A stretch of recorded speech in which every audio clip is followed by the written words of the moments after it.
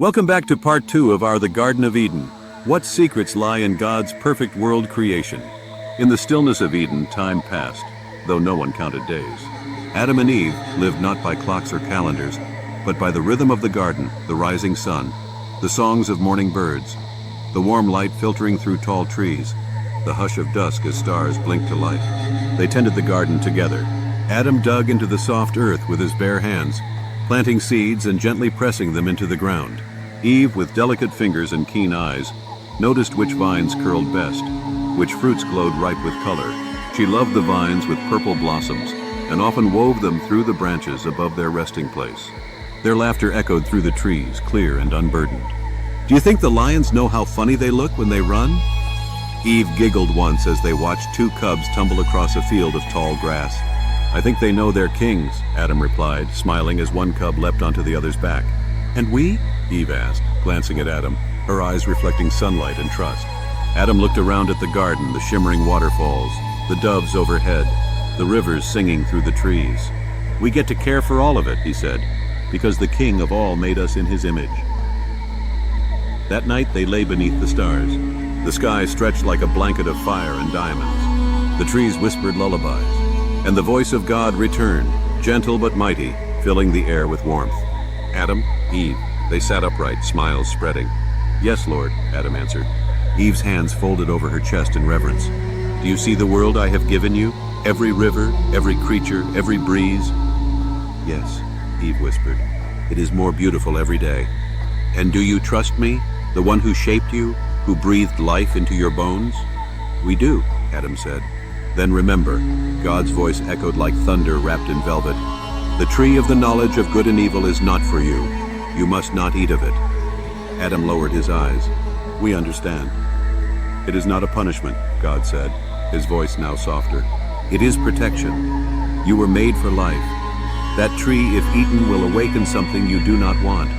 It will unravel what is good." Eve leaned into Adam slightly, her heart fluttering with the weight of such words. "But you are free," God continued. "Free to love, free to choose. And because you are free, your love is real." Then silence again. Not emptiness, but peace. Time passed again, though still no one counted it. Eve loved to wander through the garden's secret places. She discovered a hill that overlooked a misty valley, a pond with glassy water that reflected her face like a mirror. Birds came to her easily. Butterflies rested in her hair. The animals trusted her, and she delighted in naming them with Adam. Adam, strong and joyful, sang as he worked. He would lift heavy branches for shelter, gather fruit, run with the gazelles in play. He never grew tired. His eyes never dimmed. And every evening they met to walk and talk and share stories. They had never known shame, never argued, never wept. But sometimes, Eve would glance toward the tree at the center of the garden. Its fruit seemed to glow, not just with color, but with something deeper. She could never explain it, even to Adam. Once, as they passed by it, she paused. "Do you ever wonder what would happen if we touched it?" she asked. Adam turned to her, surprised. "Why would we? Everything we could want is already ours." "Yes," Eve agreed quickly. "I was just wondering." Adam squeezed her hand gently. "He gave us everything. He loves us. That's enough." And it was, for now. But curiosity is a quiet thing. It doesn't roar, it whispers. It waits, and not all whispers come from God.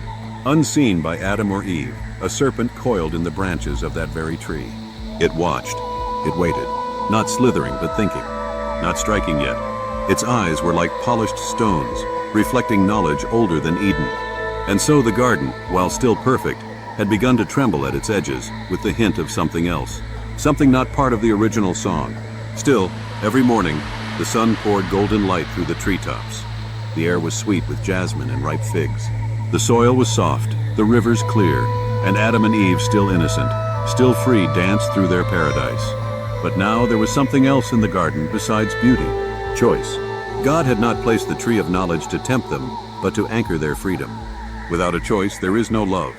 And God desired their love, not their obedience alone. One morning, Eve awoke before Adam. The sky was pale, streaked with early morning blush. She moved quietly, smiling at the sleeping form of her husband beneath the flowering branches. She walked barefoot along the river's edge, letting cool water run over her toes. A songbird flew to her shoulder and chirped twice. She smiled and fed it a seed from her palm. She felt joy. And yet, she found her path turning toward the center of the garden. The tree. It stood as always, calm, radiant, untouched. She approached not close enough to touch, but enough to look. The fruit hung like jewels, colors shifting as though the tree itself were alive.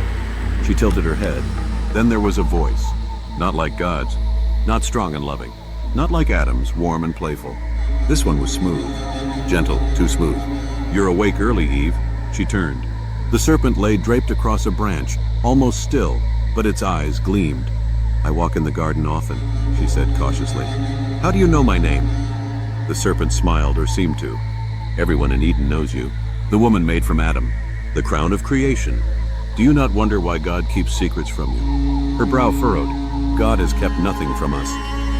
"But he has," the serpent said, sliding lower on the branch. "He said not to touch this tree, didn't he?" Eve stepped back slightly. "He told us not to eat from it. He said we would die." "Die?" The serpent's tongue flicked. "Oh no, you won't die. That's not what he meant. He knows that if you eat it, your eyes will be opened. You'll be like him, knowing good and evil." She blinked. "Like him?" The serpent's voice curled around her like smoke. "He wants you to remain a child, obedient and unknowing. But this fruit is the key to wisdom." Eve looked at the tree again. She reached out, then pulled back. "Not yet, not today." "I should return," she said, voice trembling. She turned and walked quickly back through the garden.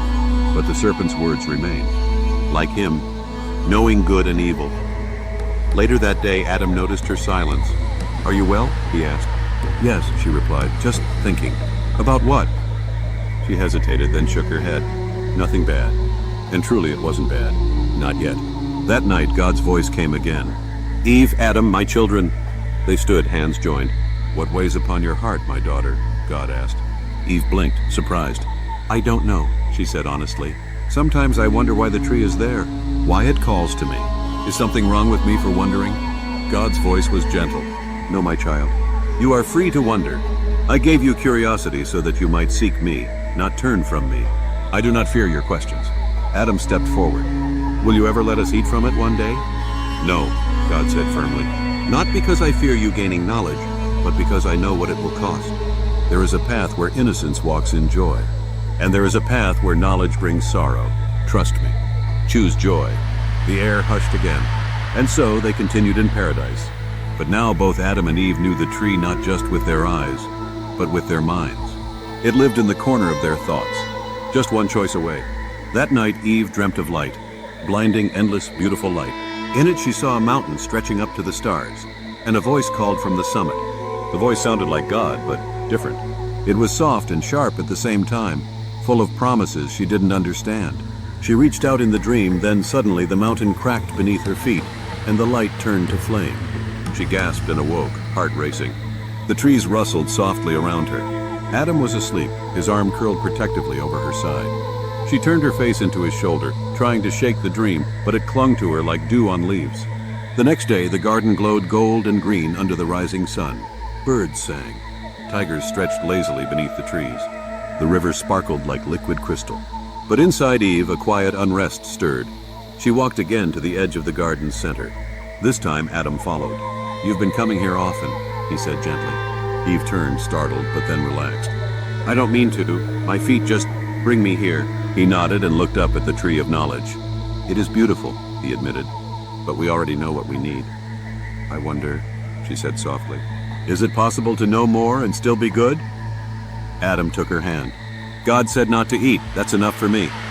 "I know," she replied, but her voice lacked the certainty of before. The serpent did not speak that day. It simply watched. Another day passed, and then another, until one morning Eve came alone. The serpent was waiting. "You look troubled, dear Eve." She said nothing. The serpent slithered lower, coiling around the branch. "What is goodness without choice? What is obedience without understanding?" Eve frowned. "You twist things. I speak truth. Even now you feel the weight of not knowing. You are not bad, Eve. You are unfinished. The fruit will make you whole." She turned to walk away, but paused. And for the first time, she took a step closer. The fruit was warm in her hand. It pulsed slightly, as if it had a heart of its own. Her fingers trembled. "I only want to understand," she whispered. "I only want to be like him." but the wind in the trees hushed. Creation seemed to hold its breath. She stood frozen, hand still on the branch. Then a voice thundered from above. "Eve," she dropped the fruit. It struck the ground with a dull thud. God's presence filled the garden, not just with light, but with trembling. Leaves quivered. The rivers quieted. Even the sun dimmed slightly. "You are not made for this," God said. "Not this way. I made you for joy, not fear. For trust, not torment. You were never meant to carry the weight of evil." Eve collapsed to her knees. "I'm sorry," she cried. "I didn't eat. I only wanted to understand." "That longing is not sin," God said, voice softening. "But the path you walk is near a cliff. One more step." She sobbed. "I don't want to leave you." "Then stay," God said. A breeze rustled the trees. The serpent vanished into shadow. From behind, Adam approached slowly. He helped Eve to her feet. "Are you hurt?" he asked gently. "No," she said, wiping her face. "But I almost was." They turned away from the tree together, and the garden sighed with relief. That evening, as the stars awoke and the animals returned to their nests, Adam and Eve sat by the river. "I was afraid," Eve confessed. Adam wrapped an arm around her. "So was I. I thought maybe God was keeping something from us." Adam nodded slowly. "But maybe he's keeping something for us." They sat in silence. Then God's voice came again, not loud this time, not thunder, just presence. "My children, my image bearers," they stood. "You are not robots. You are not slaves. You are my beloved." "We're sorry," Eve said again. "I gave you freedom not so you could fall," God said, "but so you could truly rise. Love that is forced is not love. Trust that is tested and held fast, that is treasure." Adam took Eve's hand. "We want to live in your purpose." "Then fill the earth," God said. "Tend it. Multiply. Spread Eden across its corners. Let your love for me grow with every seed you plant, every child you raise, every act of kindness you offer. There will be challenges, but I am with you." Tears welled in their eyes, not of sorrow, but of awe. And then God said something that echoed through all of time. "You are still my joy." The wind picked up. Above them, the stars danced. The trees swayed like a choir, and Adam and Eve, our first ancestors, began again. They returned to their garden home, not as mere caretakers, but as partners in a divine plan. Not puppets, but beloved children, free, chosen. And though the shadow of the serpent still lingered, though the tree still stood, the power of their trust shone brighter that night than any threat in the garden. For love, true love, is strongest when it chooses to stay. So now, dear viewer, as we reach the close of this story, we are left not in tragedy, but in awe. Before the fall, before the pain, there was beauty, there was choice, there was perfect love. And it still echoes today. God's love is not forced upon us. It is offered freely. Every day, like a garden waiting to be walked, waiting to be trusted. And now we ask, what will you do with your freedom? Will you walk with him in trust, as Adam and Eve once did? Will you listen for his voice in the breeze? Will you choose love before the fall? Thank you for joining us on this incredible journey through the creation of the world, the story of Adam and Eve, and the wonders of the Garden of Eden. This has been another true story from the Bible made for families, kids, and seekers of all ages. If this story moved you, if you felt the weight of its beauty and truth, then don't stop here. Our next story is titled Adam and Eve, Why They Lost Their Home. What really happened when the fruit was finally eaten? What changed in the world? And can paradise ever be restored? Subscribe now and join us for the next chapter. Because every story in the Bible is part of your story too. This story was taken from Genesis 1:11-25, 2:8-9, and Genesis 1:26-31, 2:7-25. Until next time, stay blessed.